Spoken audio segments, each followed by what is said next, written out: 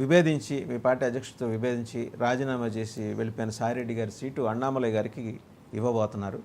So మొన్నటిదాకా ఏంటంటే ఆయనే ప్రయత్నం చేసుకున్నారు, కానీ ఆర్ఎస్ఎస్ నుంచి ఆయనకి పూర్తిగా ఇంకా పరిపూర్ణమైన మద్దతు రాకపోవడంతో కొన్నాళ్ళు వేచి చూద్దామనే ధోరణిలో. సో మీ సీటుని బీజేపీ కొట్టేసింది, ఆల్రెడీ హిడెన్ అండర్స్టాండింగ్ అది మీకును బీజేపీకి, అంతేనా అని జనం అనుకుంటున్నారు. అదేమన్నా ఉంటే పెద్దిరెడ్డి రవికిరణ్ గారు చెప్పాలి సార్, నాదేముంది.